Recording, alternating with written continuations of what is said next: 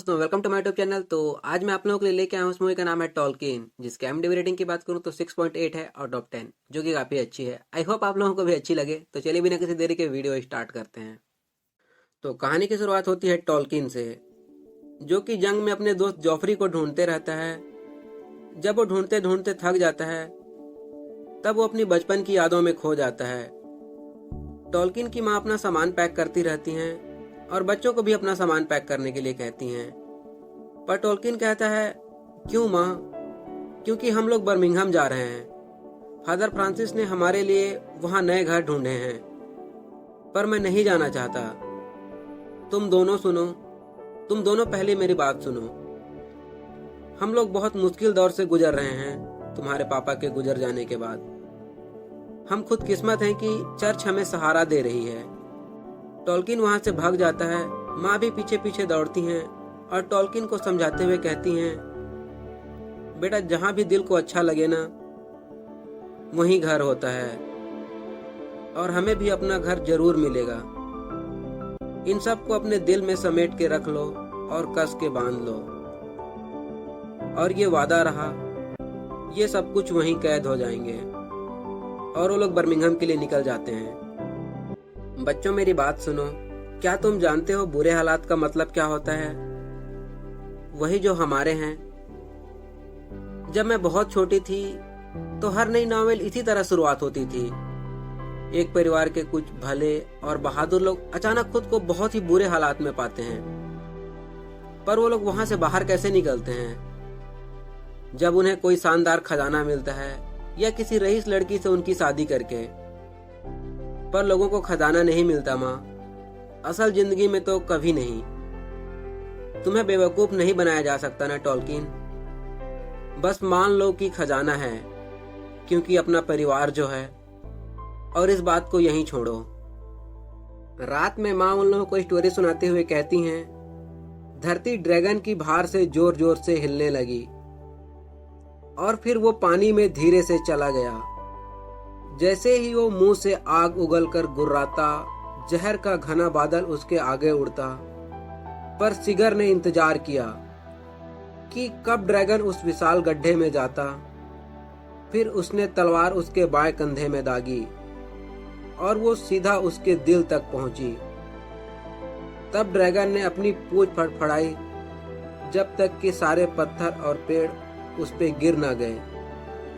फिर उसने मरते मरते एक बात कही, जिस किसी ने भी मुझे मारा है, ये सोना उसकी बर्बादी का कारण बनेगा, उसका नामो निशान तक मिटा देगा। सिगर ने कहा, मैं इसे छूंगा तक नहीं, भले ही इसे गंवाने से मैं अमर ही क्यों ना बन जाऊं। सभी लोग मरते हैं, पर कोई बहादुर आदमी मौत को अपने मकसद के आड़े नहीं आने देता। सुबह जब टॉलकिन अपनी माँ को देखता है तो वो उन दोनों को छोड़ के जा चुकी होती हैं। अब दोनों भाई अनाथ हो गए होते हैं। फादर फ्रांसिस उन दोनों भाइयों को लेकर मिसेस फॉकनर के घर जाते हैं। फॉकनर कहती हैं, किंग एडवर्ड, वो तो बहुत अच्छा स्कूल है। ये भी बहुत अक्लमंद बच्चे हैं, बेहद मेहनती। अफ्रीका के बाद इनकी माँ ने ही घर में पढ़ाया है। ये कई भाषाएं बखूबी बोल सकते हैं। एडिथ भी एक अनाथ ही है, लेकिन बिल्कुल मेरी बच्ची जैसी है।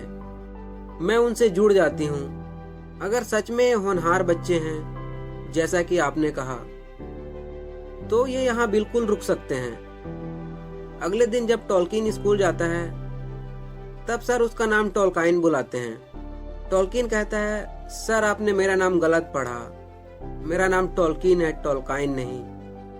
अब सर चिढ़ जाते हैं। अब जब शब्दों को सही बोलने का शौक चढ़ा है, तो क्यों न चौरस के कविताओं के कुछ अंश पढ़े जाएं। टॉलकिन बिना बुक के वैसा ही पढ़ देता है जैसा बुक में लिखा होता है। टॉलकिन को ऐसे करते देख क्लास के कुछ बच्चे उससे जलने लगते हैं। जब वो लोग रग्बी खेल रहे होते हैं तो गिल्सन से उसकी लड़ाई हो जाती है। प्रिंसिपल सर उन दोनों को बुलाते हैं और कहते हैं, पढ़ाई के दौरान आपसी रिश्ते जिंदगी का आधार बनता है और किंग्स एडवर्ड में हम यही तो पढ़ाते हैं। स्टूडेंट दोस्त होने चाहिए, ना कि दुश्मन। चाहे वो किसी भी वर्ग के हो, ऊंचे दर्जे से लेकर नीचे दर्जे तक। अब तुम दोनों एक ही ग्रेड में हो। आगे से तुम अपने हर काम एक साथ करोगे, हर एक काम। रात में एडिथ पियानो बजा रही होती है। टॉल्किन जब उसको पियानो बजाते हुए सुनता है तो उसको चुपके से देखने लगता है। एडिथ थक के पियानो बजाना बंद कर देती है, बट मिसेस फॉकनर कहती हैं, रुको मत एडिथ, और एडिथ फिर से बजाना स्टार्ट करती है और वो बजाती ही रहती है। टॉल्किन जब लाइब्रेरी में पढ़ते रहता है तो गिल्सन कहता है, हम लोग चाय पीने जा रहे हैं, तुम भी चलोगे क्या? नहीं, तुम लोग जाओ। जॉफरी कहता है, गिल्सन अपनी गलती के लिए शर्मिंदा है, वो तुम्हें चाय पे ले जाके अपनी गलती के लिए माफी मांगना चाहता है। अब टॉल्किन भी उन लोगों के साथ चाय पे जाता है। गिल्सन अपने दोस्त जॉफरी और क्रिस्टोफर वाइसमैन से मिलवाता है। क्रिस्टोफर कहता है, मेरे पिताजी म्यूजिक जानते हैं और वो उन्हें पसंद भी है। अपनी जवानी के ज्यादातर दिन वो म्यूजिक बनाने में ही बिताते थे, लेकिन फिर भी जब मैं कंपोजर बनने की बात कहता हूँ तो नहीं। म्यूजिक शौक के लिए ठीक है, लेकिन तुम वही करोगे जो मैं किया, म्यूजिक को भूल जाओ। जॉफरी कहता है, मेरी माँ भी बिल्कुल वैसी ही हैं, उन्हें पोएट्री की अहमियत पता है और वो उन्हें पसंद भी है, पर वो उसे एक पैसे की तरह नहीं देखना चाहती। वो चाहती हैं मैं एक वकील या अकाउंटेंट बनूं। गिल्सन कहता है, चलो ठीक, तुम्हारे पेरेंट्स उसके बारे में बात तो करते हैं। अगर मैं पेंटर बनने की बात कही तो मेरा सर कलम कर दिया जाएगा। टॉल्किन रात में एडिथ को बताने लगता है, उन्होंने जो केक मंगाया था मैं उसे खाया तक नहीं। क्यों नहीं खाया? क्योंकि लगा नहीं मैं उसे खरीद पाऊंगा। और तुम्हारा क्या? मेरा क्या क्या क्या मतलब? कुछ तो ऐसा होगा जो तुम चाहती हो, यहाँ से बाहर निकलना, आजाद रहना। मुझे ऐसी जगह जाना है जहाँ मुझे ये ना लगे मैं गरीब अनाथ हूँ, और जहाँ हर कोई राजा और रानियों वाले कपड़े से सजे हों। मैं सिर्फ वहाँ पियानो ना बजाऊं या फिर मिस फॉकनर का पर्स ना उठाऊं। मैं चाहती हूँ मेरी इज्जत की जाए, मेरी अहमियत हो। गिल्सन को हमेशा कोई ना कोई आइडिया आते ही रहते हैं। जब वो लोग चाय पीने जाते रहते हैं तो गिल्सन कहता है, हम लोग चाय पे हमेशा आते हैं, क्यों ना हम लोगों की एक क्लब बनानी चाहिए। टॉल्किन कहता है, the tea club and Barrovian society, लेकिन ये कुछ ज्यादा ही लंबा हो रहा है। जॉफरी कहता है, तो इसको शॉर्ट में कर देते हैं, TCBS, ये कैसा रहेगा? ये बिल्कुल सही नेम है, तो आज से हम लोगों के क्लब का नाम रहेगा TCBS।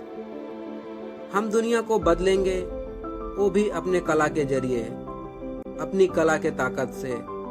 वो चारों कसम खाते हैं, क्या दुनिया को बदलने में आप अपने साथियों का साथ देंगे? अब रातों में टॉल्किन और एडिथ घर के बाहर घूमने जाया करते थे और वो दोनों एक दूसरे को पसंद भी करने लगे थे। एक रात टॉल्किन एडिथ को अपने दोस्तों से मिलवाता है।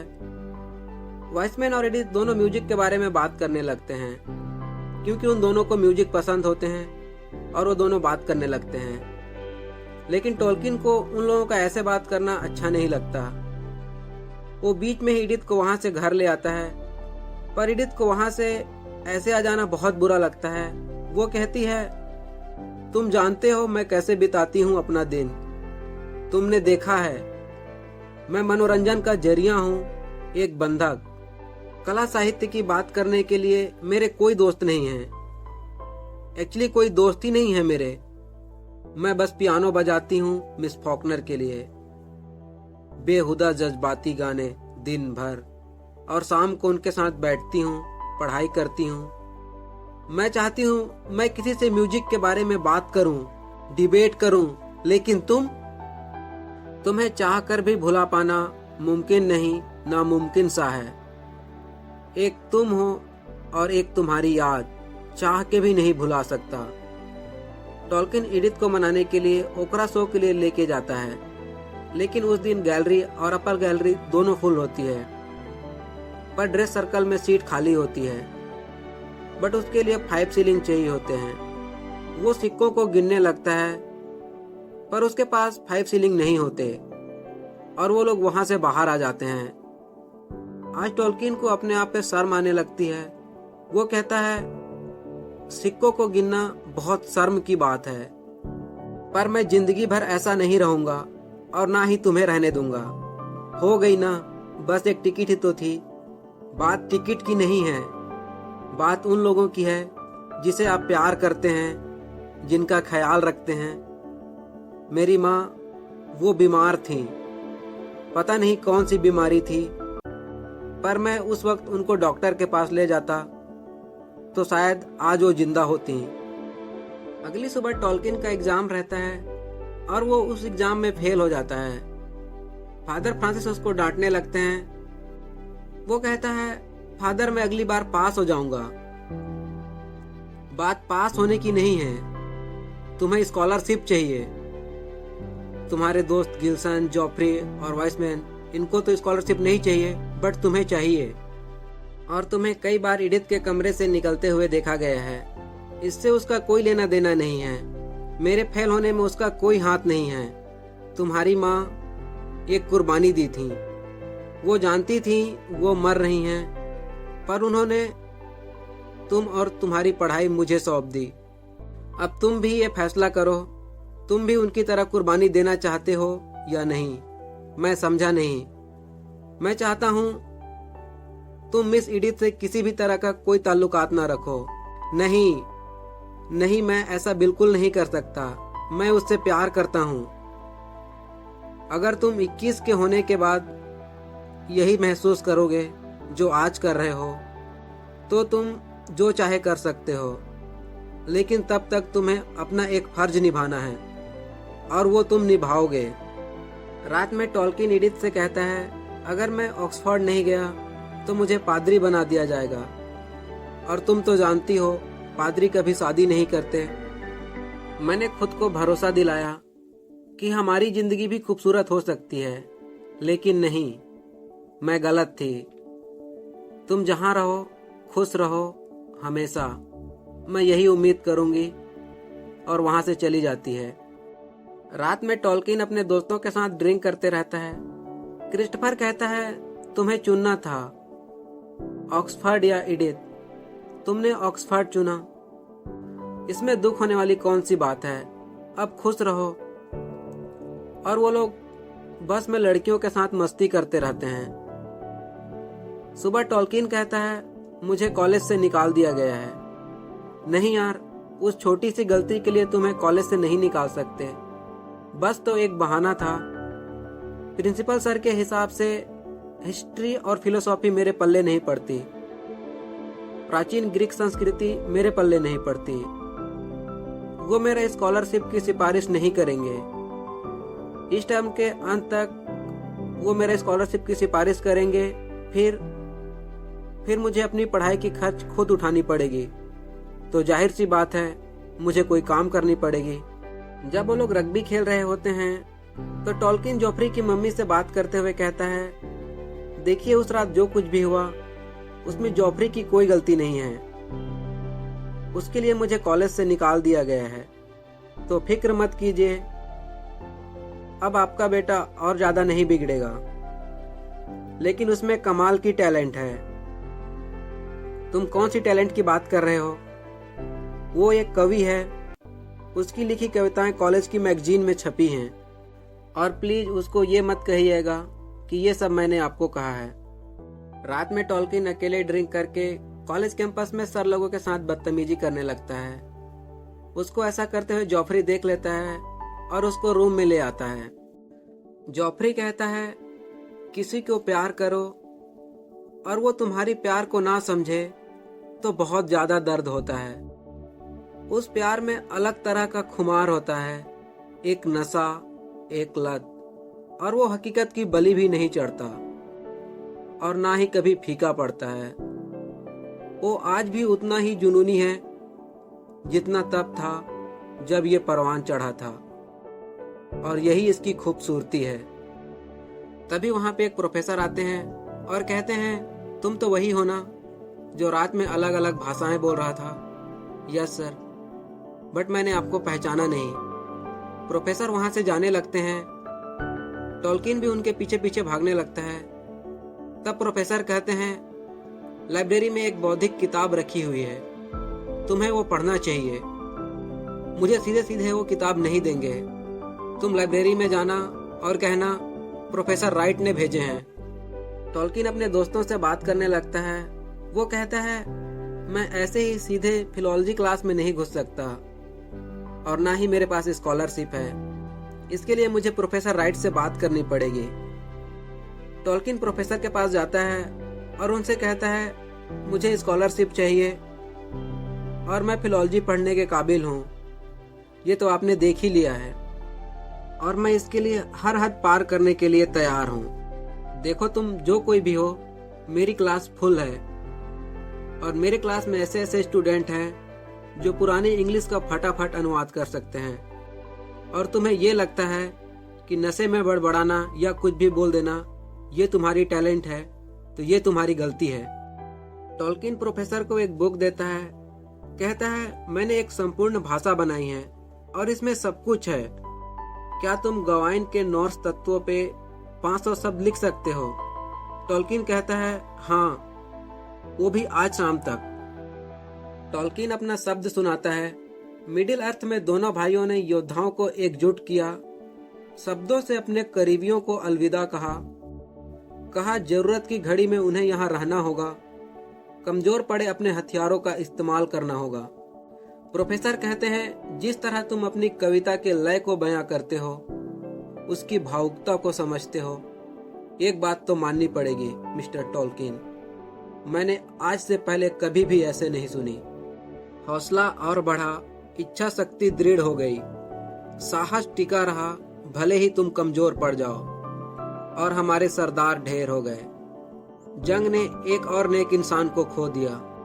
तभी वहां जंग छिड़ जाती है और सभी स्टूडेंट जंग में जाने के लिए तैयारी करने लगते हैं। युद्ध में जाने से पहले सभी दोस्त लोग एक तस्वीर खिंचवाते हैं और एक दूसरे को अलविदा कहते हैं। जब टॉल्किन युद्ध पे जा रहा होता है तो एडिथ भी उससे मिलने आती है। मैंने अपनी जिंदगी की सबसे बड़ी गलती की है। हर एक दिन नहीं, हर एक पल मैं तुम्हें सोचता हूँ और मैंने तुम जैसा नेक दिल इंसान आज तक नहीं देखा। तुम्हारे अंदर गजब का हौसला है, हुनर है। तुम जिंदगी की हर खुशी पाने के हकदार हो।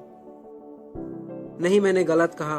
तुम सिर्फ जिंदगी में खुशी पाने के हकदार नहीं हो, मेरा मतलब तुम उससे कहीं ज्यादा पाने के हकदार हो, उससे कहीं ज्यादा पा सकती हो। अब टॉल्किन युद्ध के लिए जाने लगता है।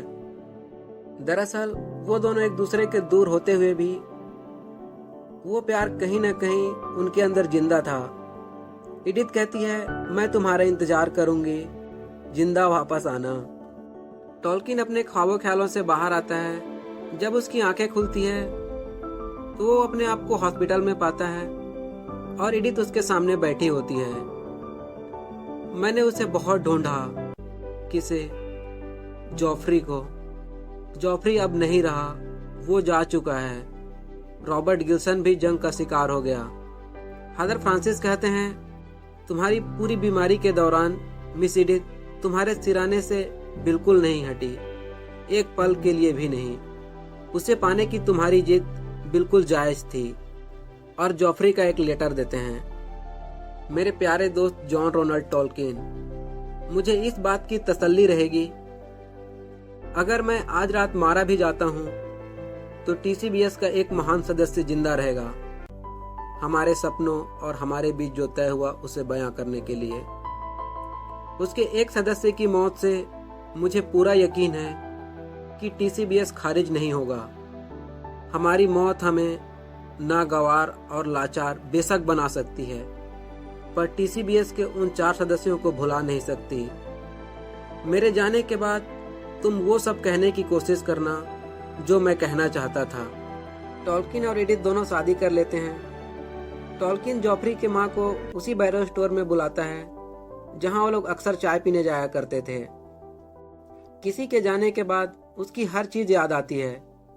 मिसेस स्मिथ कहती हैं, वो खुश तो था ना? हाँ, वो खुश था, लेकिन वो कवि बनना चाहता था।